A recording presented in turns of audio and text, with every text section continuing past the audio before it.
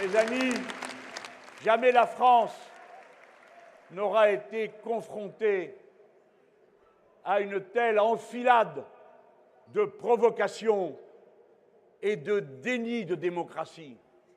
À peine les ordonnances ont-elles été signées que déjà et quasiment le même jour, on nous apprend que s'applique le CETA, accord de libre-échange avec le Canada.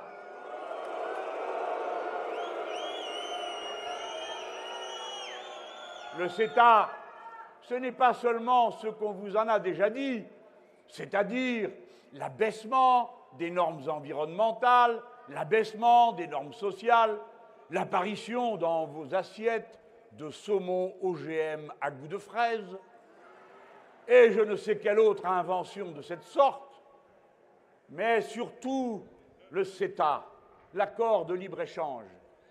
C'est dorénavant la possibilité pour les multinationales de ne plus répondre de leurs actes devant les lois des États dans lesquels elles exercent.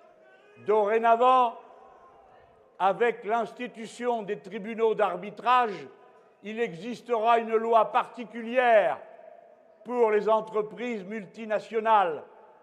Et ces entreprises pourront non seulement mettre en cause les lois existantes, mais exiger des réparations si vous décidez de leur interdire de faire ceci et cela. Et c'est comme ça qu'on a vu les cigarettiers demander à l'État australien de leur payer les cigarettes que les Australiens ne fumeraient pas du fait d'une loi anti-tabac. Il faut que vous expliquiez autour de vous que le capitalisme de notre époque est le premier ennemi de la démocratie, que la liberté est la volonté de disposer de soi et dans le peuple, et que son pire adversaire autoritaire est le capitalisme.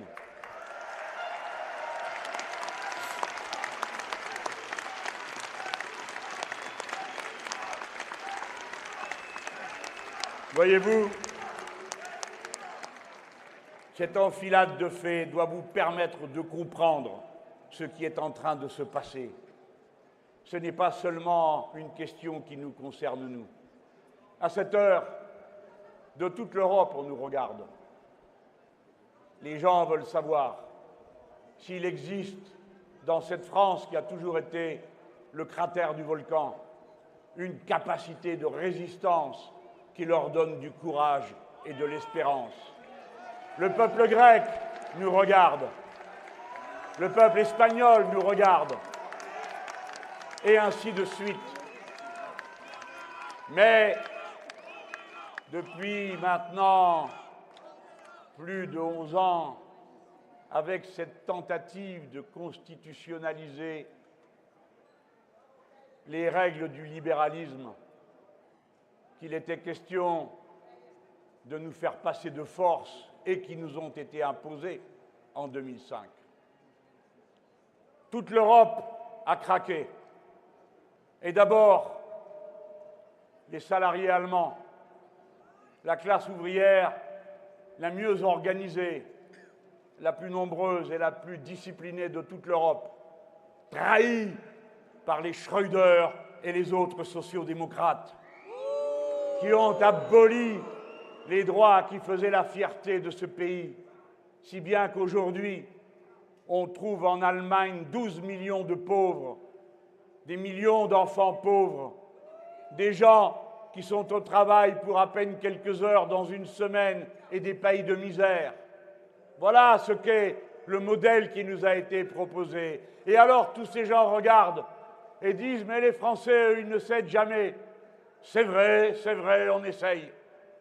Mais nous savons que pour eux, les oligarques, ceux qui vont mendier à Berlin auprès du gouvernement allemand de Mme Merkel, son approbation, ses félicitations, parce qu'ils veulent être les meilleurs élèves de la classe de l'austérité et de la lutte contre les droits des salariés.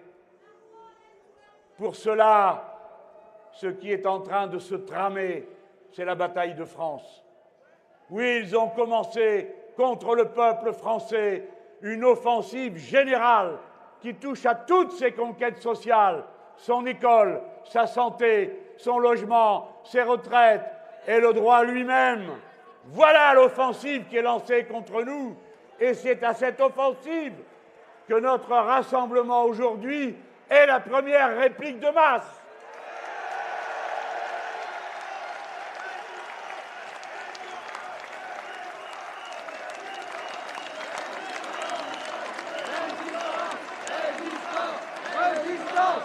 Tout le pays est appelé à la lutte. Et c'est le moment pour moi de m'adresser à la jeunesse. Toute la jeunesse. Car à partir de l'âge de 16 ans, âge auquel je pense qu'on devrait avoir le droit de vote, puisque à partir de 16 ans, on peut exercer l'autorité parentale, puisque on peut être émancipé à partir de l'âge de 16 ans, puisque on vote aux élections prud'homales à partir de l'âge de 16 ans. Et parce que 16 ans, c'est la date de la fin de la scolarité obligatoire, ce qui signifie, jeunes gens, qu'une partie de ceux avec qui vous faites vos études se trouve à partir de l'âge de 16 ans à entrer dans la vie active. Jeunes gens, c'est votre devoir à présent d'entrer dans l'action, car c'est vous d'abord qui allez être frappés par le monde qu'ils sont en train de construire.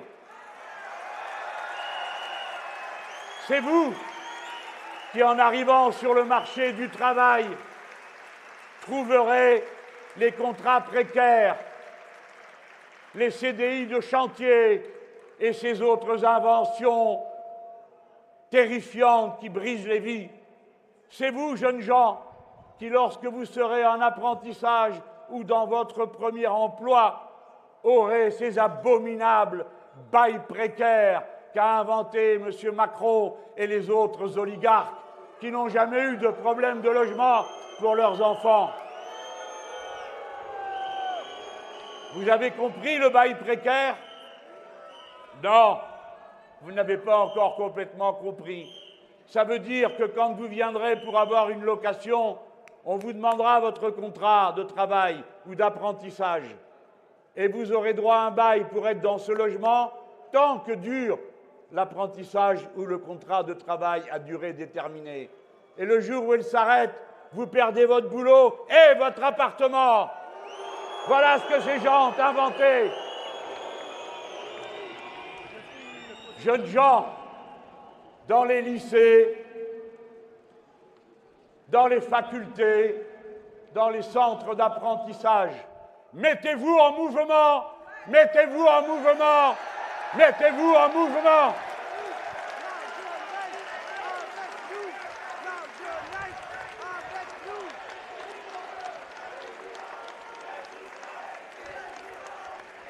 Aidez vos parents, aidez la part de notre peuple qui est la plus en difficulté, qui a tant besoin de renfort, car parfois, obsédés par les nécessités du présent et même de l'instant, quand on manque de tout, quand on a si peu, quand il faut continuellement décider si l'on paiera ou le loyer, ou l'essence pour aller au boulot, ou que sais-je encore. Cette part de notre peuple que les oligarques brisent de cette façon a besoin du renfort de tous, et d'abord de sa jeunesse. Soyez dignes de votre âge et de ceux qui vous ont précédés dans les générations précédentes, sans lesquelles vous ne seriez pas à l'école, vous ne seriez pas protégés par le droit du travail, sans lesquelles vous continueriez à aller à l'usine en dessous de l'âge auquel, dorénavant, par le Code du travail, vous avez été protégés. Voyez-vous, toute la situation est dans ces chiffres affreux.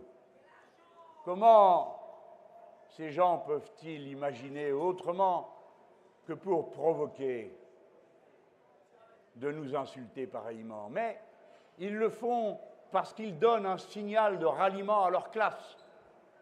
Ils parlent de nous comme parlait autrefois l'extrême droite. Ils traitent le peuple ouvrier et salarié comme de la racaille. Mais pourquoi le font-ils? Pour galvaniser les leurs. Et vous savez pourquoi? Parce que M. Macron a une excellente bonne nouvelle pour les riches, les puissants et les dominants. Sur 10 milliards de baisse d'impôts, il y a 7 milliards qui vont être offerts aux possédants.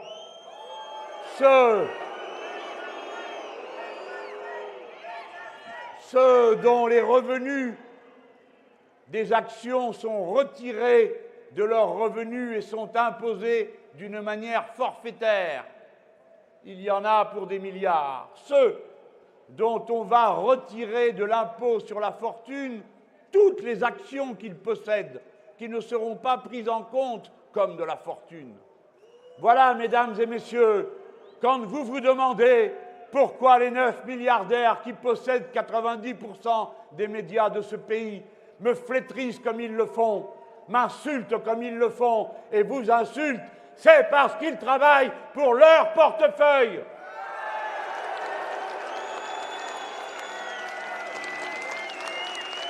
Exactement, dégagez.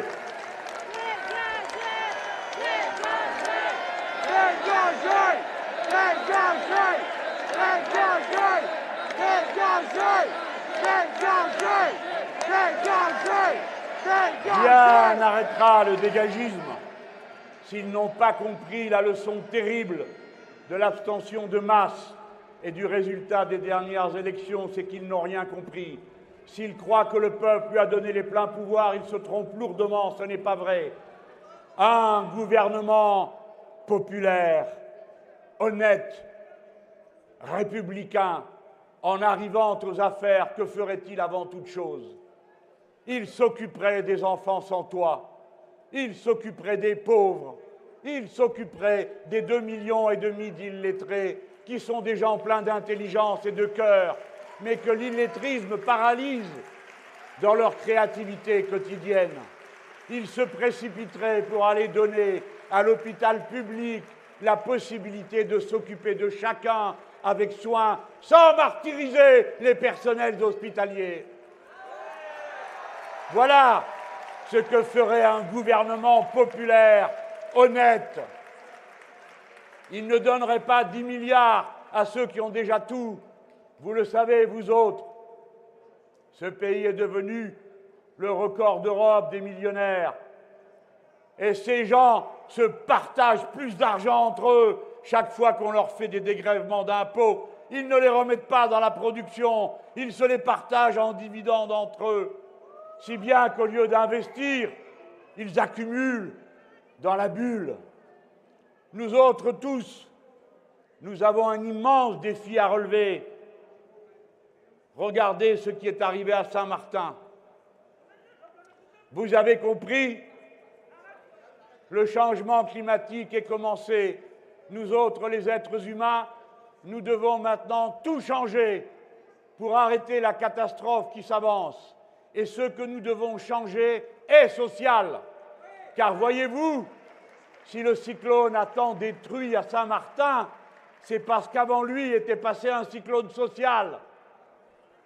Le cyclone social, c'est celui qui a consisté à donner des dégrèvements d'impôts à ceux qui investissaient dans l'île, qui pouvaient retirer les sommes qu'ils investissaient là-bas de leurs impôts ici pour en faire autre chose.